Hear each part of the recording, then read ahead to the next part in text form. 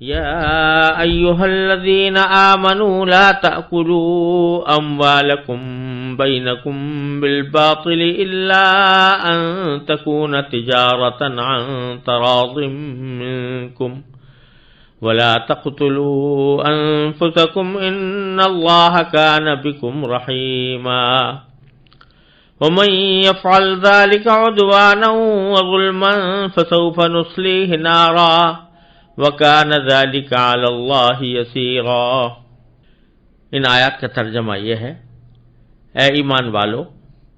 آپس میں ایک دوسرے کے مال ناحق طریقے سے نہ کھاؤ، الا یہ کہ کوئی تجارت باہمی رضامندی سے وجود میں آئی ہو، اور اپنے آپ کو قتل نہ کرو، یقین جانو اللہ تم پر بہت مہربان ہے۔ اور جو شخص زیادتی اور ظلم کے طور پر ایسا کرے گا تو ہم اس کو آگ میں داخل کریں گے، اور یہ بات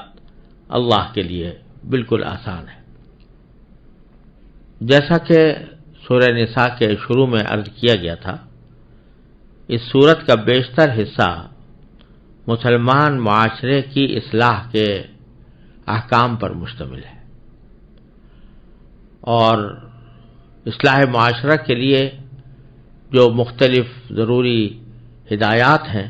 اللہ تبارک و تعالی نے سورہ نساء میں وہ عطا فرمائی ہے، اور ان چیزوں سے بچنے کی تلقین فرمائی ہے جو معاشرے کی فضا کو مکدر کرتے ہیں یا اس میں فتنہ اور فساد پھیلاتے ہیں۔ چنانچہ اس سلسلے میں پچھلی آیات میں خاندانی نظام سے متعلق کچھ ضروری ہدایات عطا فرمائی گئی تھی۔ انسان کے معاشرے میں فساد پھیلانے والی دوسری بڑی چیز وہ اس کے مال ہوتے ہیں، مال جائیداد،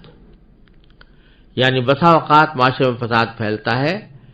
مال کی وجہ سے، مال کی حرص کی وجہ سے، مال کو ناجائز طریقے سے حاصل کرنے کی فکر کی وجہ سے۔ تو اس لیے اللہ تبارک و تعالی نے یہاں اب دوسرا حکم اس مال سے متعلق عطا فرمایا ہے، اور ایک عمومی اصطلاح استعمال کی ہے کہ لا تأکلوا اموالکم بینکم بالباطل، آپس میں ایک دوسرے کے مال ناحق طریقے سے نہ کھاؤ، ناحق طریقے سے۔ اس میں ساری وہ صورتیں آ گئی جو کسی کے مال ناجائز طریقے پر حاصل کرنے کی جو مختلف صورتیں ہیں وہ ساری اس کے اندر شامل ہو گئی۔ اور یہاں جو ایک خصوصی بات دیکھنے کی ہے وہ یہ فرمایا کہ لا تاکلوا اموالکم، اموالکم کے معنی ہے تمہارے مال، تو اپنے مال نہ کھاؤ یا تمہارے مال نہ کھاؤ، بظاہر تو اس کے معنی یہ ہوتے ہیں کہ خود اپنا مال آدمی نہ کھائے، لیکن در حقیقت محاورے کے لحاظ سے مراد یہ ہے کہ دوسرا کا مال نہ کھاؤ۔ لا تاکلوا اموالکم بینکم، آپس میں ایک دوسرے کے مال ناحق طریقے سے نہ کھاؤ۔ اس میں اشارہ اس طرف ہے کہ در حقیقت اگر کسی کا دوسرے کا مال تم نے ناجائز طریقے سے کھا لیا اور ناجائز طریقے سے اس پر قبضہ جما لیا تو انجام کار وہ در حقیقت تمہارا ہی ہے، تمہارا ہی نقصان ہے۔ تمہارا نقصان اس لیے کہ وہ مال بھی تمہارا تھا، مال جو ہوتا ہے وہ پورے معاشرے کی ضروریات کو پورا کرنے کا ایک ذریعہ ہوتا ہے، تو آج اگر تم نے دوسرے کے مال کو کھا لیا تو وہ بحیثیت معاشرے کے ایک فرد کے تمہارا ہی مال تھا، اور تمہیں اس کی حفاظت اس طرح کرنی چاہیے تھی جیسے کہ اپنے مال کی حفاظت کرتے ہو۔ تو اس بات سے اس طرف بھی اشارہ موجود ہے کہ دوسرے کا مال کھانا یہ آدمی کو چاہیے کہ خود اپنے مال پر اس کو قیاس کر کے اس کی حفاظت کرے اور اس سے بچے۔ اور ناحق طریقے سے مال کھانے کی کیا کیا صورتیں ہو سکتی ہیں وہ بعض جگہ قرآن کریم نے دوسری آیات میں بیان فرمائی ہیں، جیسے سود مثلا،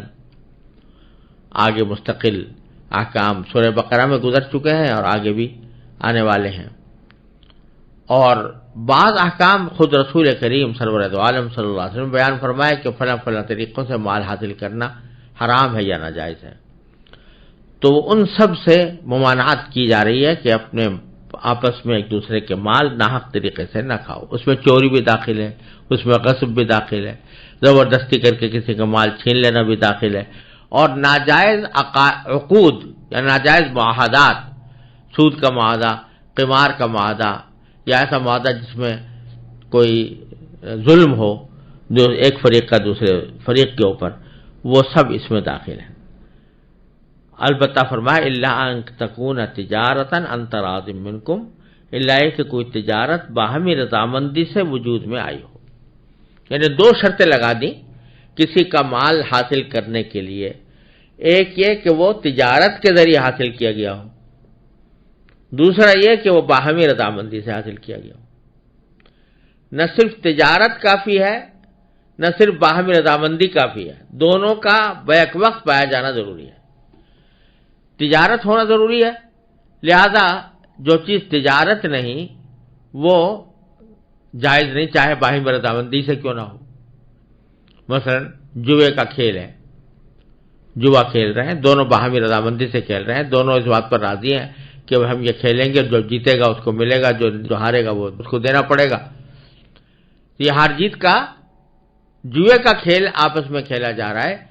تو باہمی رضامندی تو ہے لیکن تجارت نہیں ہے. تجارت وہ ہوتی ہے جہاں پر کہ لین دین ہو کسی چیز کا، ایک طرف سے ایک چیز دی جا رہی ہے، دوسری طرف سے دوسری چیز لی جا رہی ہے، وہ ہے تجارت. اور تجارت میں یہ ہوتا ہے کہ ایک طرف سے کوئی چیز جو دی جا رہی ہے وہ کوئی قیمتی چیز ہوتی ہے، دوسرا جو دے رہا ہوتا ہے اس کی قیمت ادا کر رہا ہوتا ہے، اور جو چیز کے ایسی اس صورتحال پر مشتمل نہ ہو وہ تجارت کہلانے کی مستحق نہیں. سود ہو، جوا ہو، سٹا ہو، وہ سب اسی قسم میں داخل ہیں کہ تجارت نہیں ہے، چاہے باہمی رضامندی ہو. اور باہمی رضامندی ہو، صرف باہمی رضامندی بھی کافی نہیں جب تک کہ تجارت نہ ہو، اور صرف تجارت بھی کافی نہیں جب تک کہ باہمی رضامندی نہ ہو. یعنی بیع تو ہو گئی لیکن کسی نے شرما شرمی کر لی، کسی کے دباؤ میں آ کر لی، دل نہیں چاہ رہا تھا کہ میں یہ چیز دوسرے کو بیچوں، لیکن اس نے کسی دباؤ میں آ کر کہ مثلا کسی سفارش آ گئی تھی کہ اس کو بیچ دو، اب دل تو اندر سے نہیں چاہ رہا تھا لیکن بیچ دیا. یا یہ کہ کوئی شخص سر پہ سوار ہو گیا کہ مجھے کم قیمت میں دو، اب اس کا دل تو نہیں چاہ رہا تھا کہ کم قیمت میں دیتا، لیکن سوچا کہ اس بلا کو سر سے ٹالنے کے لیے کیا کروں، یہ بلا مسلط ہو گئی ہے، یہ میرا پیچھا نہیں چھوڑ رہا، لہذا کم قیمت پر بیچ دیا. تو حقیقی رضامندی نہیں پائی گئی. جب حقیقی رضامندی نہ پائی جائے تو پھر وہ چاہے تجارت ہی کیوں نہ ہو، بیع بھی صحیح ہو رہی ہو، اجارہ ہو رہا ہو، جو عقود صحیح ہیں ان میں سے کوئی عقد انجام دیا جا رہا ہو، لیکن اگر باہمی رضامندی نہیں ہے تو پھر وہ تجارت وہ بھی جائز نہیں. اسی لیے فقہاء کرام نے فرمایا کہ مضطر کی بیع یا مکرہ کی بیع یہ مکروہ ہے اگر ثمن مثل سے زیادہ ہو. یعنی بازاری قیمت سے کسی کے اوپر زبردستی کی اور اس نے زبردستی کوئی چیز بیچ دی اپنی، اور وہ بازاری قیمت سے کم پر بیچ دی. یا یہ کہ کوئی شخص تھا بیچارہ، وہ بھوک سے بےتاب ہو رہا تھا اور اس کے پاس کچھ تھا نہیں، اس نے مضطر ہونے کی حالت میں اپنی کوئی چیز سستے داموں اس طرح بیچ دی کہ جو بازار کی قیمت سے بہت زیادہ کم تھی. تو ایسی صورت میں جو اس کی اصل قیمت ہے اس کو حاصل کرنے کا پورا حق حاصل ہے. وہ اگر اس طرح کم قیمت پر کوئی شخص لے لے گا تو وہ ترازی نہیں ہے، حقیقت میں آپس کی رضامندی نہیں ہے، اس واسطے وہ تجارت ہونے کے باوجود ناجائز ہے. اسی سے یہ بات معلوم ہوئی کہ بعض اوقات لوگ خریداری کے وقت میں کسی بیچنے والے پر اتنا دباؤ ڈالتے ہیں کم کرانے کا کہ جس سے وہ آخر میں زچ ہو کر بیچ چھوڑ دیتا ہے، اندر سے اس کا دل نہیں چاہ رہا ہوتا. یہ بات کسی کے لیے جائز نہیں ہے کہ وہ اس طرح کرے. نبی کریم صلی اللہ علیہ وسلم کا ارشاد ہے کہ لا یحل مال امرئ مسلم الا بطیب نفس منہ، کسی مسلمان کا مال حلال نہیں ہوتا جب تک کہ اس کی طیب نفس نہ ہو، یعنی خوش دلی نہ ہو، خوش دلی سے نہ دے رہا ہو۔ پھر آگے فرمایا وَلَا تَقْتُلُوا أَنفُسَكُمْ۔ یہ جملہ بہت مختصر ہے اور اس کے ظاہری معنی یہ ہے کہ تم ایک دوسرے کو قتل نہ کرو۔ قتل کی ممانعت کی جا رہی ہے، اور یہاں پر بھی وہی بات ہے کہ تعبیر یہ اختیار کی گئی ہے کہ لا تقتلوا انفسکم، تم اپنے آپ کو قتل نہ کرو۔ اب مراد یہاں پر خودکشی کی ممانعت نہیں، خودکشی کی ممانعت کے لیے دوسری آیات موجود ہیں۔ بظاہر اس سے مراد خودکشی کی ممانعت نہیں ہے، بلکہ بتلانا یہ مقصود ہے کہ کسی دوسرے کو قتل کرنا یہ ایسا ہی جیسے اپنے آپ کو قتل کر لیا، کیونکہ وہ بھی انسان ہے، تم بھی انسان ہو، اور تم اگر قتل کرو گے کسی دوسرے کو تو اس کا انجام یہ ہوگا کہ لوگوں میں قتل کی برائی رفتہ رفتہ کم ہوتی جائے گی، اور لوگوں کے اندر سے قتل کے جرم کی سنگینی لوگوں کے دلوں سے مٹتی جائے گی۔ اس کے نتیجے میں کیا بعید ہے کہ کوئی شخص تمہیں بھی قتل کر ڈالے۔ تو در حقیقت کسی دوسرے کو قتل کر کے تم خود اپنے قتل کا سبب بھی بن سکتے ہو، اور جب معاشرے کے اندر قتل و غارت گری کی فضا ہوتی ہے تو در حقیقت وہ پورے معاشرے کے لیے ایک موت کے سے کم نہیں ہے، اس لیے یہ تعبیر اختیار فرمائی گئی ہے۔ تو اس سے ایک معنی تو اس کے یہ ہے کہ قتل نہ کرو کسی کو، قتل کی ممانعت ہے۔ دوسرے اس کے معنی یہ بھی ہو سکتے ہیں کہ یہاں پر قتل سے مراد در حقیقت